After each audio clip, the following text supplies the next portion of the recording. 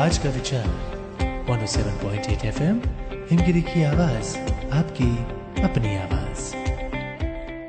107.8 FM Himgiri की आवाज, आपकी अपनी आवाज पर आज का विचार। हर किसी चीज का एक निर्धारित समय होता है। जो हमें चाहिए होता है वो हमें तय समय पर ही मिल जाता है। चलिए एक कहानी के जरिए समझते हैं। एक समय की बात है जब जंगल के पास दो राजाओं के बीच युद्ध हुआ। उस युद्ध में एक की जीत और दूसरे की हार हुई।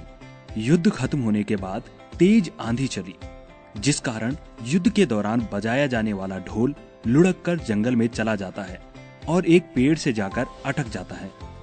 जब भी तेज हवा चलती और पेड़ की टहनी ढोल पर पड़ती तो ढोल ढमाढम करके आवाज में बजने लगता। उसी जंगल में एक सियार खाने की तलाश में इधर उधर भटक रहा था और अचानक उसकी नजर गाजर खा रहे खरगोश पर पड़ती है। सियार उसे शिकार बनाने के लिए सावधानी से आगे बढ़ता है। जब वह खरगोश पर झपट्टा मारता है तो खरगोश उसके मुंह में गाजर को फंसाकर भाग जाता है। किसी तरह से सियार गाजर को मुंह से बाहर निकालकर आगे बढ़ता है तो उसे ढोल की तेज आवाज सुनाई देती है।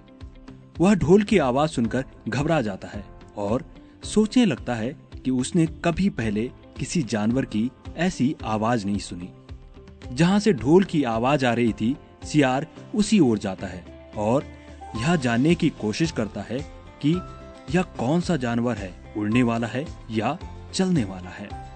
फिर वह ढोल के पास जाता है और उस पर हमला करने के लिए कूदता है और ढोल से ढम की आवाज आती है, जिसे सुनकर सियार छलांग लगाकर उतर जाता है और पेड़ के पीछे छुपकर देखने लगता है।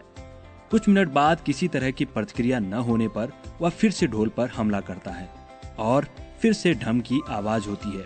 वह फिर से ढोल से कूदकर भागने लगता है, लेकिन इस बार वहीं पर रुककर मुड़कर देखता है।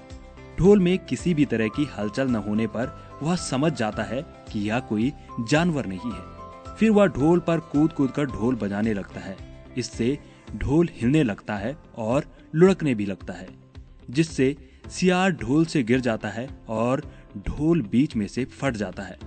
ढोल के फटने पर उसमें से विभिन्न तरह के स्वादिष्ट भोजन निकलते हैं, जिसे खाकर सियार अपनी भूख शांत करता है।